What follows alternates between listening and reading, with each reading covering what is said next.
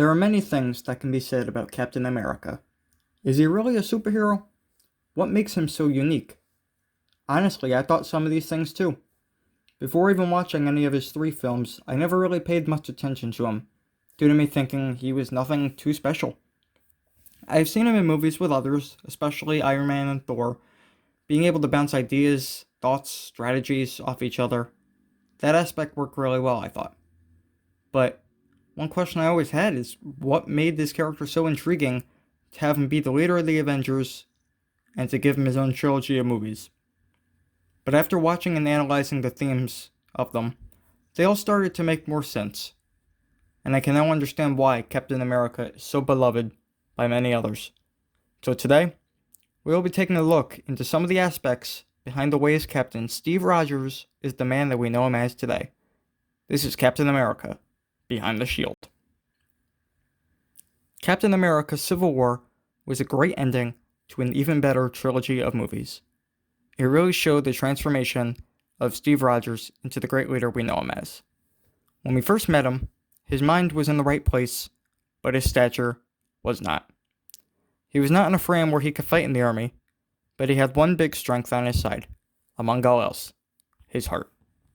He was able to be there for everyone, especially his best friend Bucky. Through thick and thin, they were going to stay by each other's side until the very end. Special moments throughout the first Avengers showed that you don't always need to be muscular to survive in the war. One clear example was the grenade scene. Grenade! Move, move, move! Get away! Get back!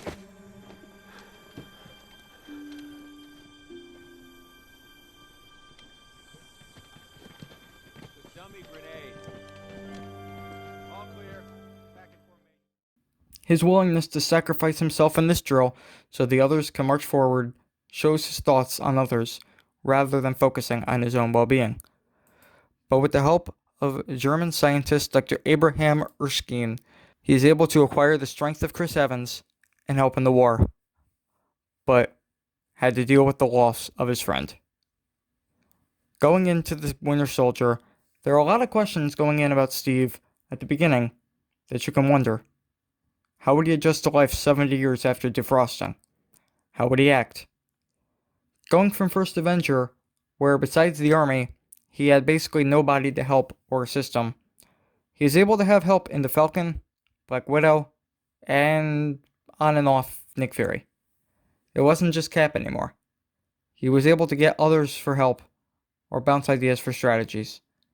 He's working on getting a team together, which Fury eventually gives him the lead role of the Avengers. The one downside of Rogers' character is facing off against Bucky.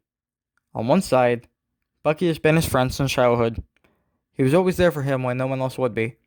But on the other side, he has been destroying buildings, killing people, ruining lives. This was not the same Bucky from the 40s that Cap once knew.